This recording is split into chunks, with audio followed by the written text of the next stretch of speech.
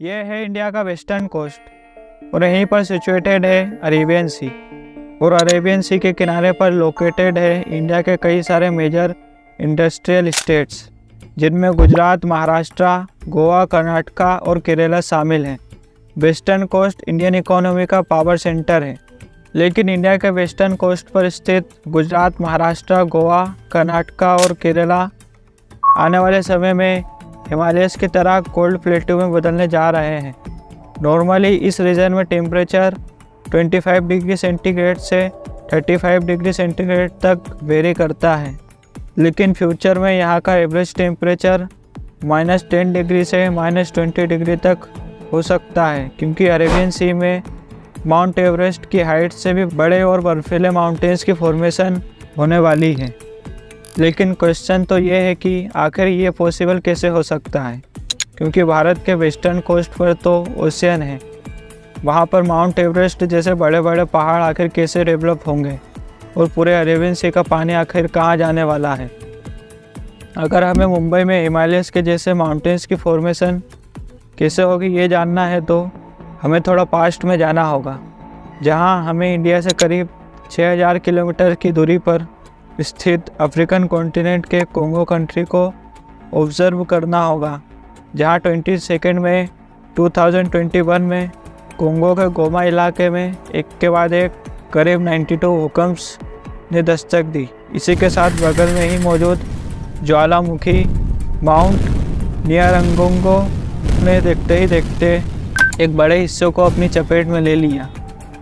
अब कंबोडियंस के लिए तो यह एक बेहद जानलेवा घटना थी, जिसे वो लोग सह रहे थे। लेकिन अफ्रीका में हुई इस घटना को लेकर हमारे इंडियन जियोलॉजिस्ट बहुत ही ज़्यादा परेशान नज़र आए, क्योंकि हमारे जियोलॉजिस्ट का कहना है कि अफ्रीका में हुई इस घटना से यहाँ इंडिया में इन भूकंप का असर दिखेगा, और इंडिया की वेस्टर्न कोस्ट तिब्बतियन प्लेट्यू की तरह बर्फीली हो जाएगी।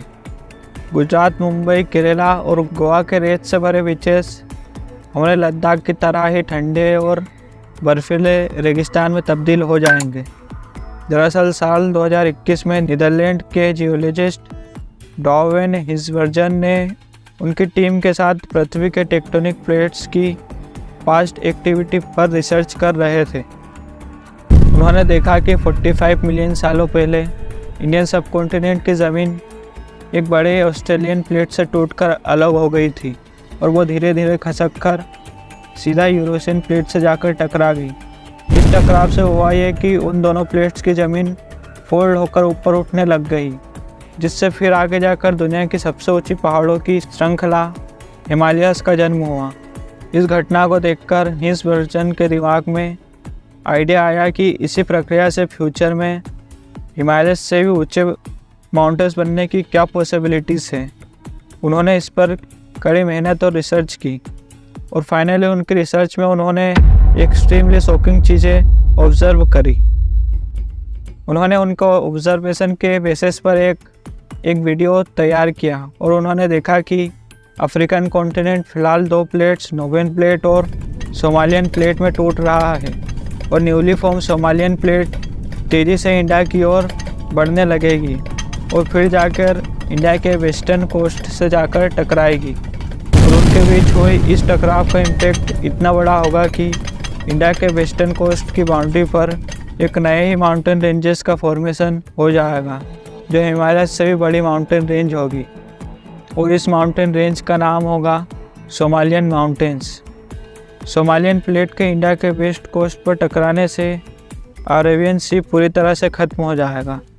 डॉवेन हिंसवर्जन की रिसर्च की तरह ही ईयर 1800 में ईस्ट लंदन म्यूज़ियम के जियोलॉजिस्ट जॉन ग्रेगरी को ऐसे ही अफ्रीका के टूटने के सबूत मिले थे, क्योंकि उस समय अफ्रीका पर राज कर रहे थे ब्रिटिशर्स, और ब्रिटिशर्स ने जब अफ्रीका के बाकी इलाके में लैंड एक्सपेंड करने की कोशिश की, तब उन्होंने अफ्रीकन कॉन्टिनेंट में इस तरह के क्रैक्स को ऑब्ज़र्व किया था। इसलिए हम हिंसवर्जन और जॉन ग्रेगरी की रिसर्च के बेसिस पर कह सकते हैं कि इंडिया के वेस्टर्न कोस्ट पर नए माउंटेन रेंजेस का फॉर्मेशन होने वाला है, और मुंबई जो आज ऐसा दिखता है वो फ्यूचर में कुछ ऐसा दिखने वाला है। लेकिन मैंने जो इस वीडियो में बताया है उसे एग्जैक्टली पूरा होने में अभी कई मिलियंस ऑफ ईयर लगेंगे। इसलिए अभी तो हमें डरने की कोई ज़्यादा ज़रूरत नहीं है और हमें एटलीस्ट इस तरह के डिजास्टरस घटनाओं से चौकन्ना रहना चाहिए।